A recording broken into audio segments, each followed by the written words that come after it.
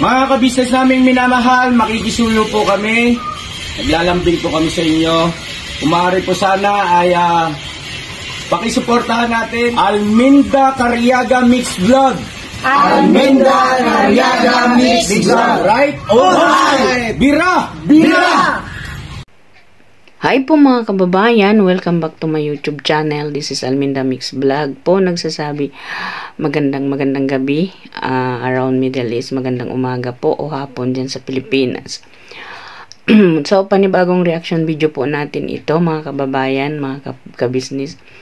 Ito nga ay kinagulat ng mga tao na ito si Ate Mylene ay nagpakita na at ito humarap na nga kay Mr. Kabisnes at nag-usap na sila. Kumbaga, nagpapaliwanag na itong si Mylene kay Mr. and Mrs. Kabisnes kung ano yung naging desisyon niya. Kasi, ang inaalala kasi nila Mr. Kabisnes itong kasal. Na ay, ang tanong ba natin dito, matutuloy ba itong kasal o ano? So, bago po natin umpisahan, kung pwede po akong maglalambing sa inyo, kung pwede pong pakisubscribe ng aking munting bahay, pakipindot na rin po ng notification bell para updated po kayo sa lahat ng aking mga reaction video dito sa Kabisnes Official at Papa Dins TV. At huwag po natin kalimutan, pakisuportahan po natin ang Kabisnes Official, Papa Dins TV at Kabisnes Family at Yang Russell po. Pakisupport po natin yan. So mga kababayan, ay ito ay ating reaksyonan tong ngang pag-ano ni Ate Mylene na ay hindi nga daw siya sigurado dito nga sa pagpapakasal niya dito kay Kuya Bong, kasi kumbaga ay siya ay nabigla lamang doon sa pagkakataon yun dahil siya ay kumbaga mayroon pang pagtingin dito kay Budoy. Mayroon pa siyang pagtingin, hindi. Kumbaga, mahal pa niya ba itong si Budoy? So, ang tanong sa kanya ni Mrs. Kabisnes ay, bakit kayo na ba? Nagbalikan ba kayo? Ay, oo daw, nagbalikan sila, no? Nagbalikan daw sila bago siya pumunta doon sa bahay nila Mr. Kabisnes, yung pinatawag siya. Yung tungkol sa kanila ni Bong. Ay nagkabalikan na daw sila doon na yun. Ang panahon daw yun ay kumbaga nagalit lang siya dito kay Budoy. Kumbaga napuno na daw siya dito. So kaya nakapagdesisyon siya na umuo at pakasalan itong si Kuya Bong.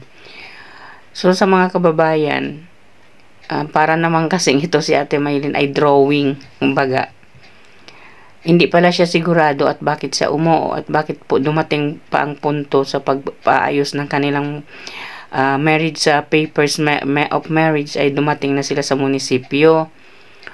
So dapat yun noon pa lang, kung hindi pa naman siya sigurado, sinabi naman na talaga niya yung totoo. So dito na makikita natin na parang hindi kumbinsido itong si Mr. Kabisnes dito sa mga pinagsasabi ni Mylene na sila ay nagbalikan na ni Budoy. Although kahit naman yung mga nanonood na mga viewers na Kabisnes ay nagsasabi, maraming nagsasabi ay isa rin itong si Mylene paasa o ginamit na naman niya itong si Bong. Maraming mga komento na hindi natin na maasahan, yung parang paninisi at pagtatawag o pangbansag bilang isang sinungaling kay Mylene. Sa mga kababayan, sa kaso po kasi nito, ganitong sitwasyon na ito, kumbaga itong si Mylene ay padalos-dalos ng desisyon. Ngayon, kung hindi pa siya hinanap o pinagtanong nila Mr. Kabisnes dun sa anak niyang may asawa, ay hindi siya matuntunan nila Mr. Kabisnes kasi lumipat pala ito ng tirahan. So ngayon ay siguro pinuntaan nila Mr. Kabisnes yung bahay na nasaan si Mylene, nandoon yung anak. Yung anak yung nagsabi kung nasaan siya. So Mga kababayan, ang reaksyonan po natin dito. So, i-play lang po natin some portion and then reaksyonan po natin kung ano itong pinagsasabi ni Ate Maylin. Opo, sana. Kaso nung napagmasdan kay mga bata Pigdang konti rito, Toy. Nung Sugar po mo rito na dito. Yeah, para nakuha mo si yung Bunso. expression ng mukha niya. Sinaway ko sa buko. Bunso. Ama, ano yan? Ay, huwag mong pakialaman yan. Kasira ka dyan.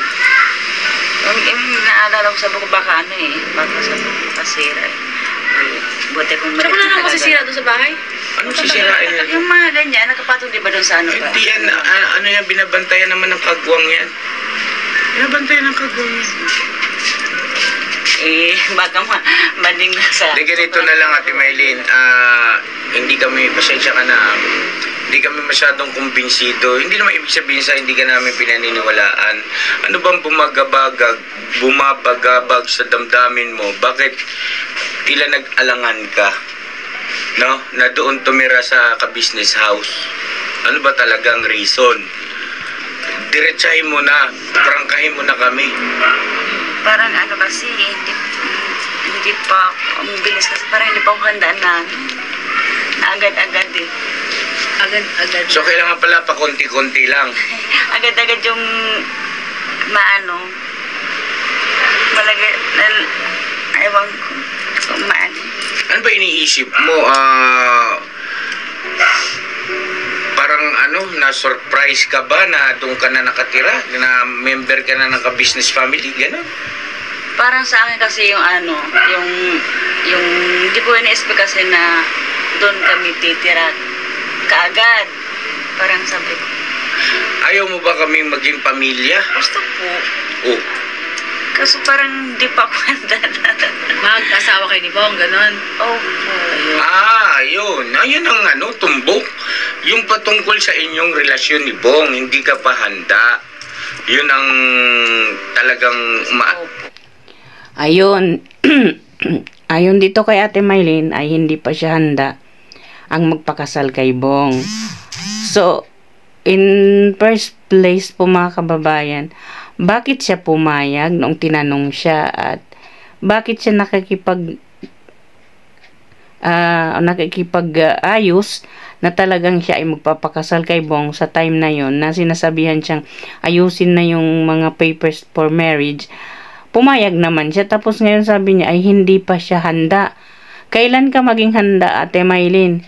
May edad ka na, hindi naman na ibig sabihin na kailangan mo pang maghanda sa lahat-lahat ng bagay. Ilan na yung anak mo bago ka lumagay sa tahimik na bago ka magpakasal? Sa bagay, nandyan na si Budoy. Baka si Budoy ay pakakasalan din naman siguro siya ni Budoy. Kaya si Budoy yung pinili niya, kumbaga, diba? Kasi malinaw naman po na talagang si Budoy daw talaga ang mahal niya, diba? So, i-play po natin uli.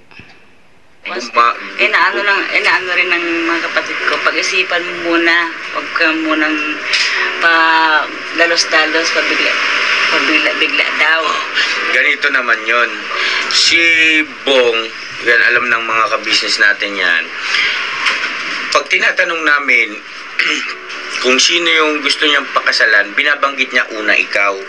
Tapos mamaya-maya ng konti, pag tinanong naman namin yung si Clarissa, sinasabi niya meron daw konti. Kumbaga, ang inaalala kasi rito ni Bong ay yung patungkol kay Budoy, na baka mamaya, yun ang inaalala niya. Pero ang sabi ko nga kay Bong, wala naman ang dapat alalahanin kay Budoy kasi hindi naman kayo kasal di ba? Tapos wala rin naman siyang anak sa'yo, di ba? Correct. Anong habol? Maliban na lang kung ikaw. Sila pa rin ni Budoy. Oo, kung kayo pa rin ba ni Budoy? Kayo pa rin ba? May contact naman kami. Anak ng... Ibig sabihin kayo pa. Hindi, may Diretsahin mo na, ate, paulit. Parang, Ate Maylin, oo, sa maging ikabubuti totoo mo. ka naman kasi ate. Kasi Kasi, nahirapan kami. Oo. Hindi namin alam, Ate Maylin, ito unawain mo si Kuya at saka si Ate ha. huwag na paikot-ikot. Huwag mong isipin na kami ay nagagalit. Ang sa amin dito yung totoo lang. Totoo lang tayo ate. Kasi naka-vlog tayo. Hindi naman tayo naglalaro lang dito. Kasi kapakanan mo naman din yung iniintindi namin. Ayaw din na Ato kasi kay Maylin, na para kasi siyang pinaglalaruan niya itong ka-business family, lalong-lalo na itong dalawang mag-asawa at lalong-lalo na si Bong. Kasi kung hindi siya naglalaro dito, tignan mo, pati yung pagpapaliwanag niya ay paligoy-lugoy, parang pinapaikot-ikot niya yung tao sa pagpapaliwanag niya. So, ang masasabi ko lang kasi dito, ang opinion ko dito, kung isa kang tao na mayroon kang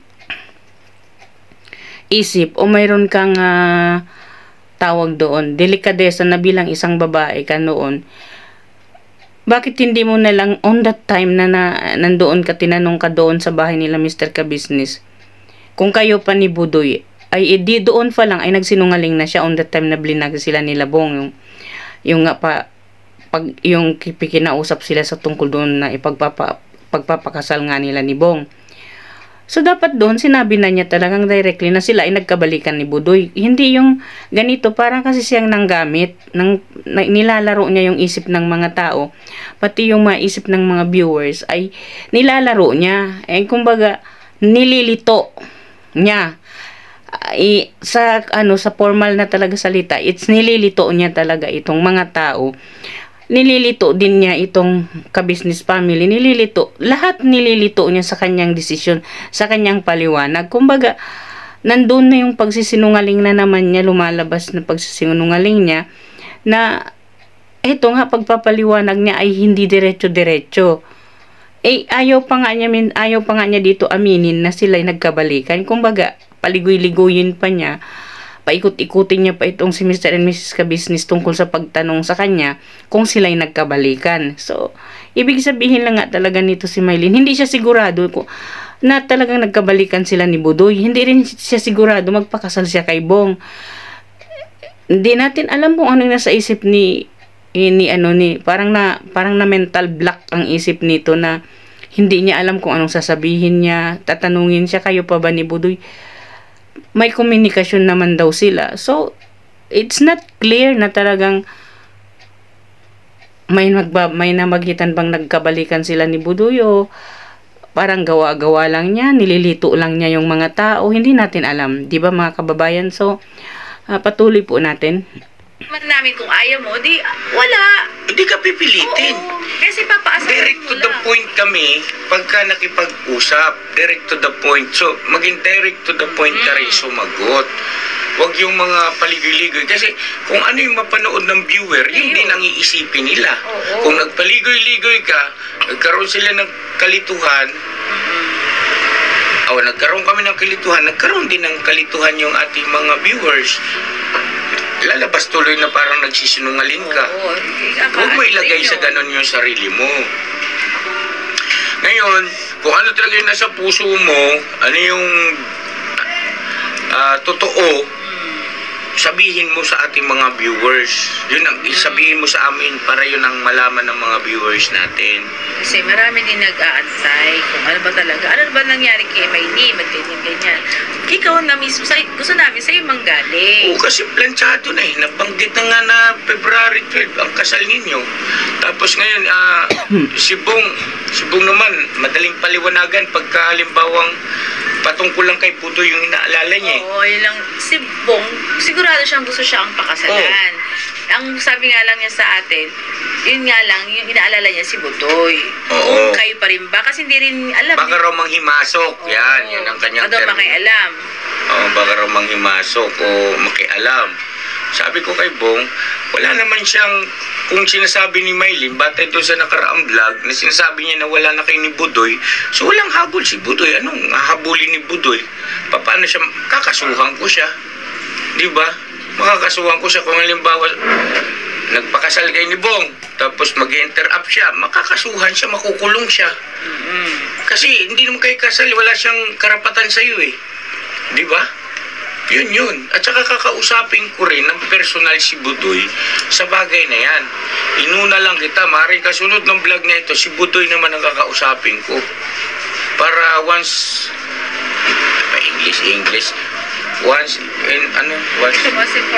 once and for all, klaro ang lahat. Huwag mo kong tawanan kasi serious nga to eh. Hindi, ganito yan, Ate Mai. Kasi para din naman sa itong, kaya tayo nag-uusap, para sa'yo, kung ano talaga ang gusto mo, sige, go. Hindi ka namin didiktahan kung ano yung nasa puso mo. Kung ano yung, bukal talaga sa puso mo na gusto mo mangyari sa buhay mo, go.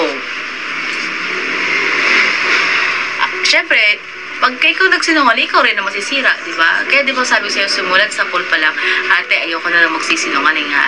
Gusto ko sa totoo lang.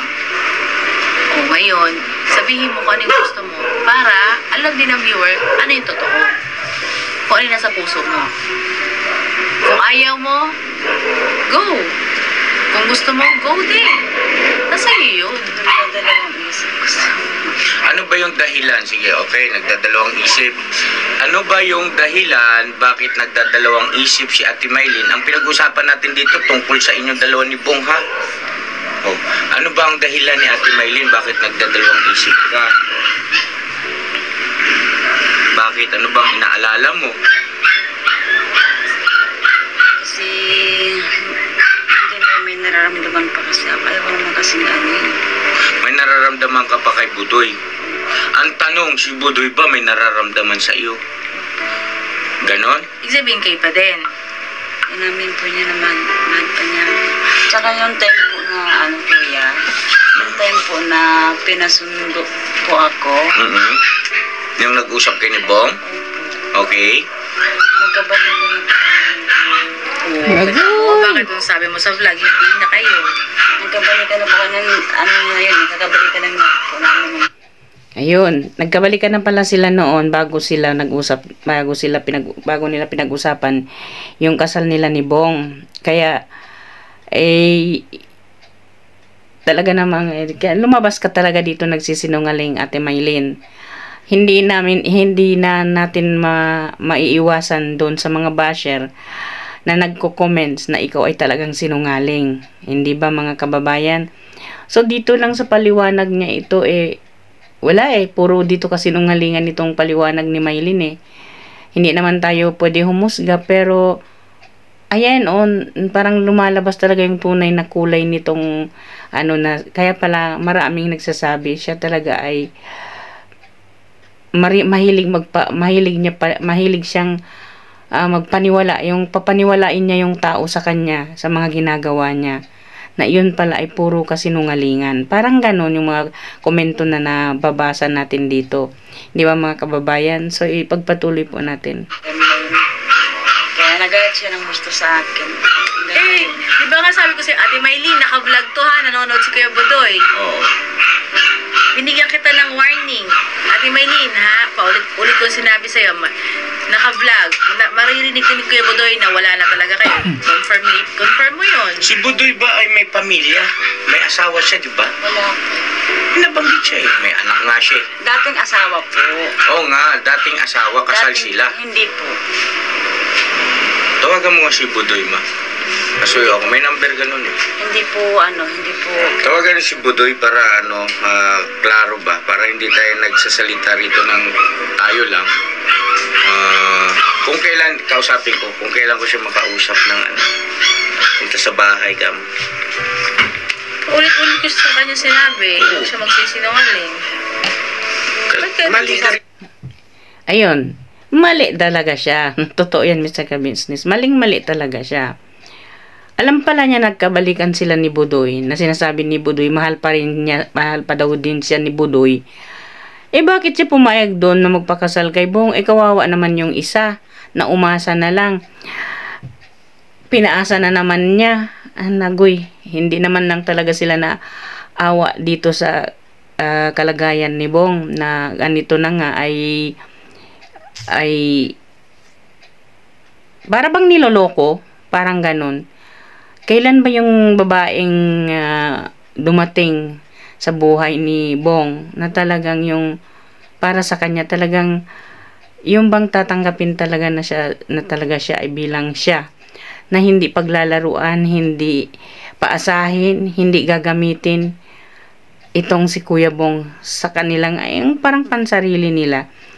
Kasi sa una itong si Clarissa ay pinaasa, ginamit, sinaktan din si Bong. Nandito na naman si Maylin, pinaasa. Kumbaga parang itong si Kuya Bong napaka-controversial ng kanyang buhay pag-ibig. At ang may dalawang mukha ng pag-ibig dito sa buhay ni Kuya Bong. Ang fake love story dito kay Clarissa at saka sa kanya, at dito sinungaling na pag-ibig naman ito kay Maylin. Ang sinungaling mong puso, parang ganon. Hindi natin alam, baka naman siguro talaga ay itong si Maylin, wala siyang nararamdaman kay Bong. Kumbaga pareho na lang sila nung ni Clarissa, yung ex niya, na talagang nagsasabi lang mahal nila, nagsasabi lang mahal na mahal, ay yung pala wala. Yung parang kaplastikan lang. Di ba mga kababayan? Hindi na lang naman talaga sila naawa dito sa kalagayan ni Bong. Alam na nga nila na ganito yung sitwasyon ni Bong, ay ganon pa yung ginagawa nila na paasahin, tapos sila oo, pakasalan pagkatapos noon. In the end, ayaw na nilang pakasalan itong si Bong. Ano bang nangyayari sa inyo? 'Di ba? Tao naman yun si Bong, hindi naman yung manhid, at saka hindi naman yung poste na nakatayo doon na saktan ninyo for every time sasaktan ninyo kung kailan gusto, sasaktan lang, 'di ba?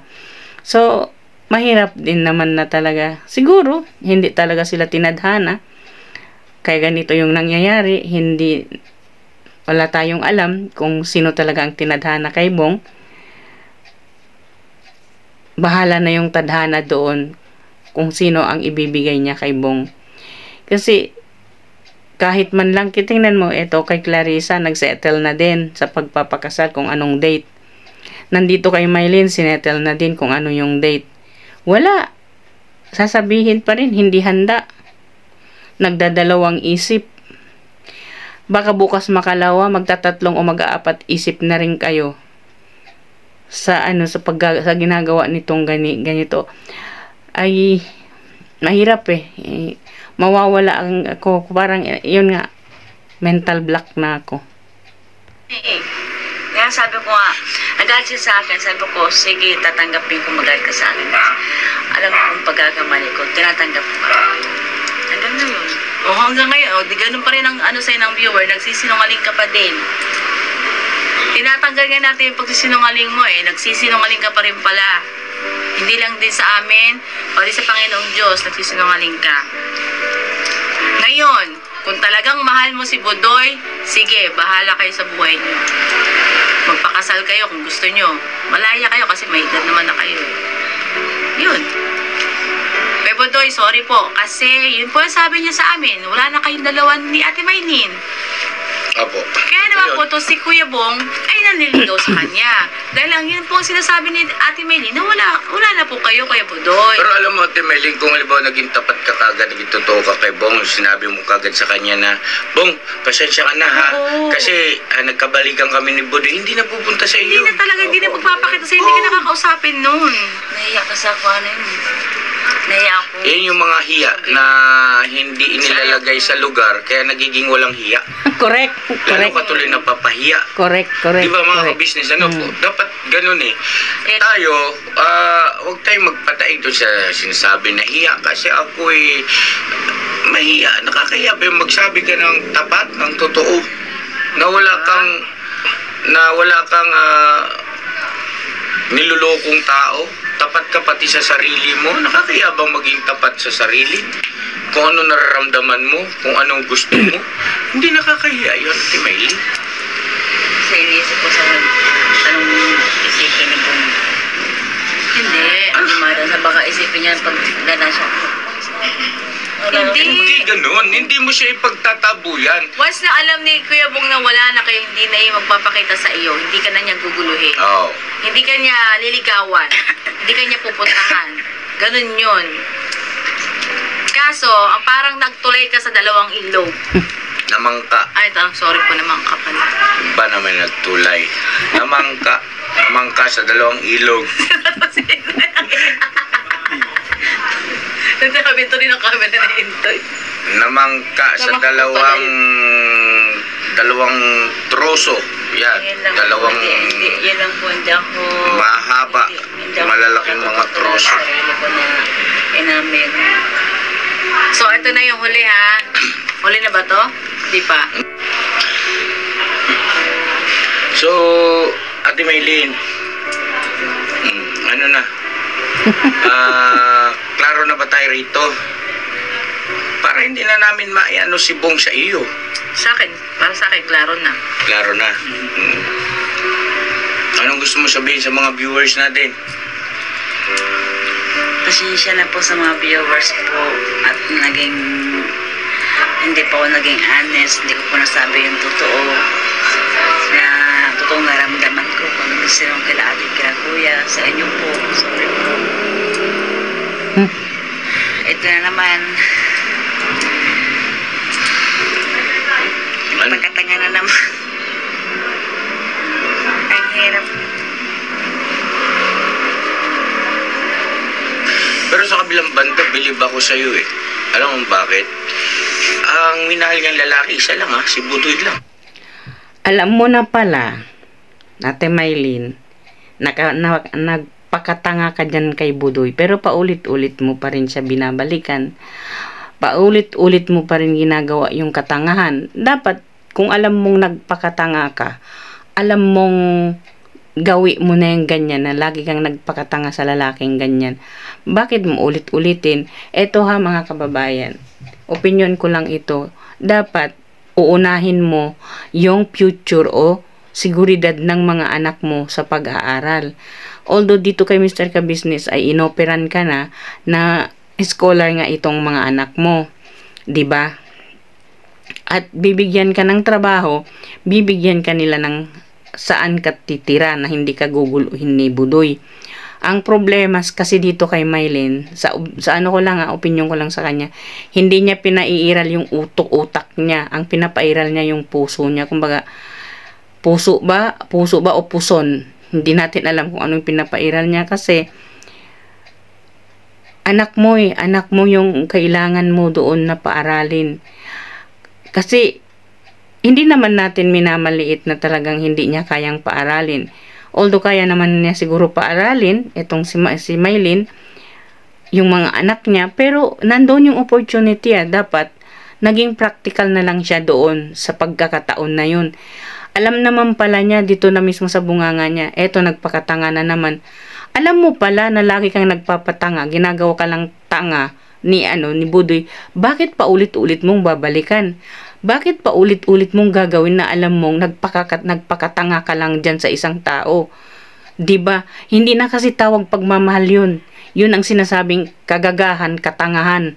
Yun ang sinasabi doon. Kasi kung pagmamahal yun, mahal ka ng isang lalaki, alam niyang mahal na mahal mo siya, suklian din niya yung pagmamahal mo.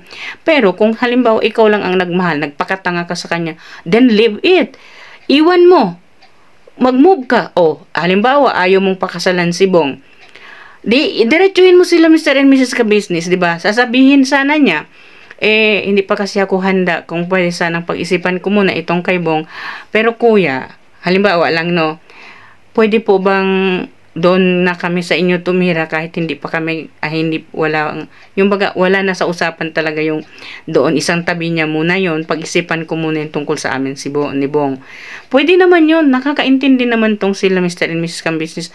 Ang problema kasi dito kay Maylin devoted siya talaga dito kay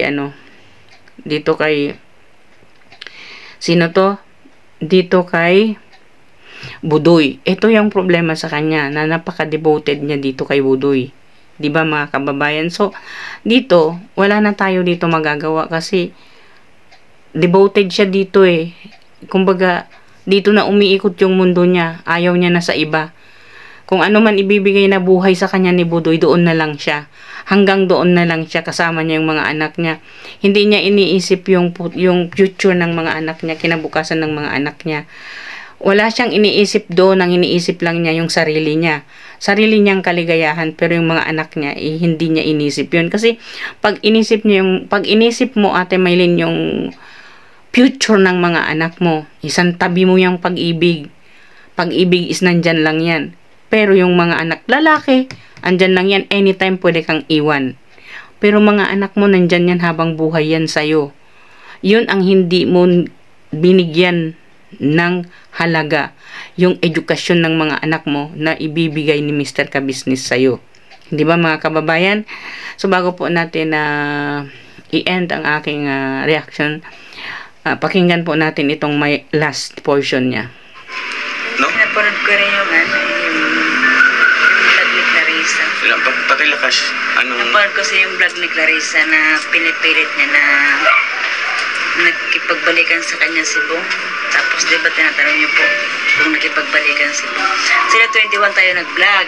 19-20 galing pa siya ng Bulacan. Tapos diba pinapalabas po ni Clarissa po yung yung nagkabalikan sila, pati pagpunta, yung pag-uusap, pag-video nila, napanood ko po yun.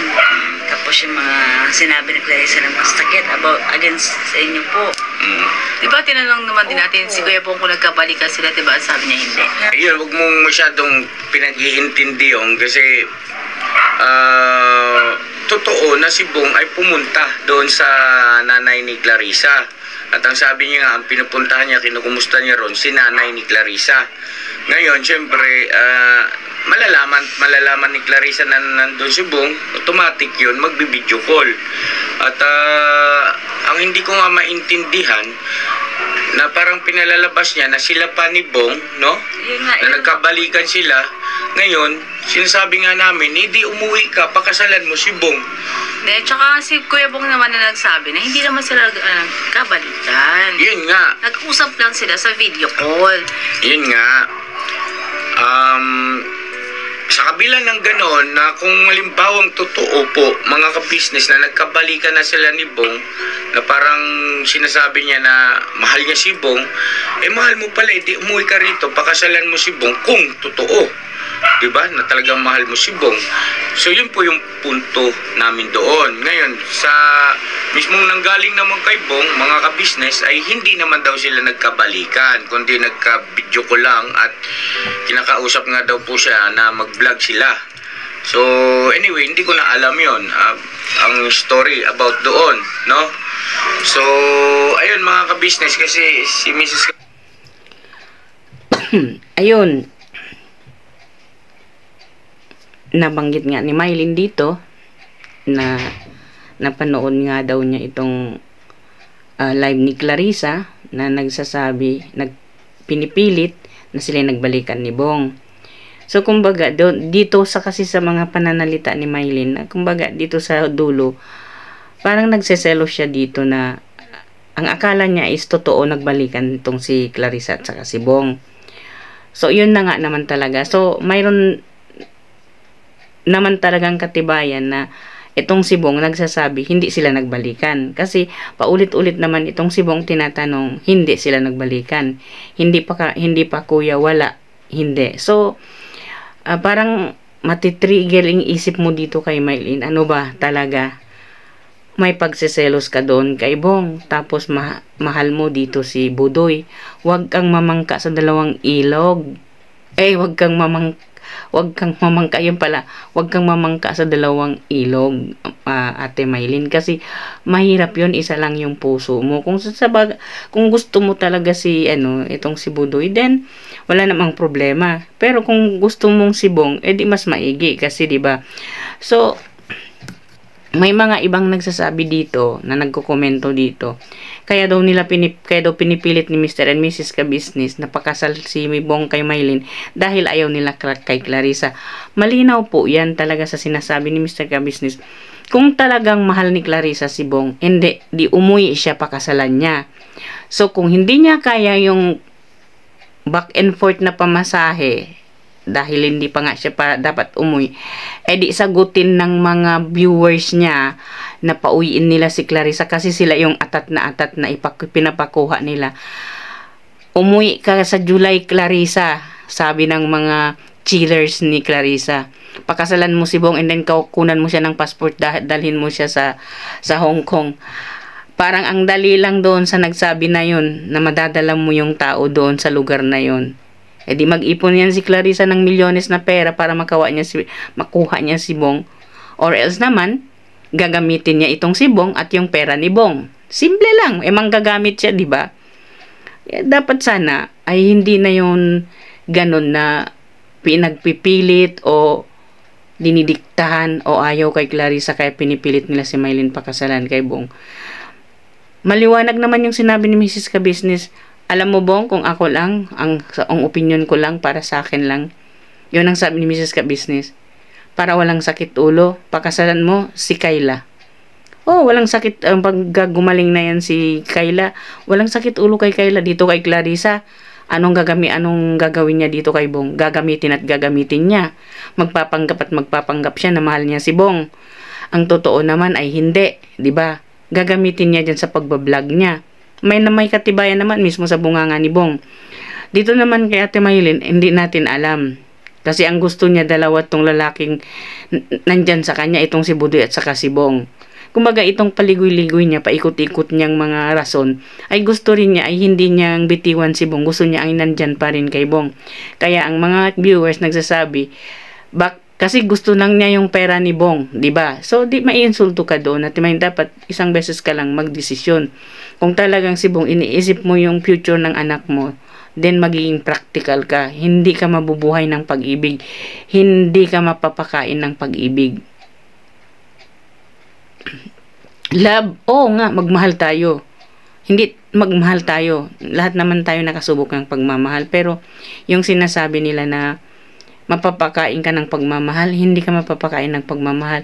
Mabibigay ng edukasyon yung mga anak mo sa pagmamahal, hindi. Hindi mo mabibigyan ng tamang edukasyon ng mga anak mo. Hindi mo mapaaral dahil mahal. Yun ang iniisip mo, mahal ko yung isang tao. Parang naloka ka na, nalokarit ka na doon sa tao na gustong mahalin mo, na hindi ka naman talaga niya totally mahal talaga. Katulad mo niyan, ikaw na mismo nagsasabi, Ate Mylene, na nagpakatanga ka na naman. Alam mo na pala na nagpakatanga ka, bakit mo pa ulit-ulitin? Hindi ba mga kababayan? Hindi talaga magkapareho ang isip ng tao. Di ba mga kababayan? So dito, hindi pa natin alam kung ano yung ending nito, kung matutuloy ba talaga ang kasalan Bong at Mylene o hindi. Kasi hindi pa nag-usap, wala pang update dito kay Mr. Ka-Business tungkol dito kay Budoy, kung nagpakita na ba si Budoy. Kasi ang gusto talaga ni Ka-Business ay malinaw din galing kay Budoy kung talagang sila ay nagkabalikan nitong si Mylene. So mga kababayan, hanggang dito na lang po ang aking reaction video dito kay Mylene. Ang mga paliwanag niya na puro sinungalingan, ewan ko. So, bago po tayo magtapos, please don't forget to subscribe Ka-Business Official, Papa Dins TV, at ang kanilang pangalawang channel, ang Ka-Business Family at ang Young Russell po. Shoutout ko lang po sa lahat ng aking mga subscriber dyan, bagong subscriber, at mga viewers, silent viewers. Maraming salamat po sa inyo, sa inyong laging suporta sa akin. At saka, shoutout po sa lahat din ng mga reactor. Pasupport po ng mga reactor ni Mr. Ka-Business, na Ka-Business Official at Papa Dins TV, ang aking mga kasamahan na reactor dito sa Ka-Business Official at Papa Dins TV. Support po natin sila. So hanggang dito na lang po. May Allah bless us all at bye-bye po sa inyong lahat.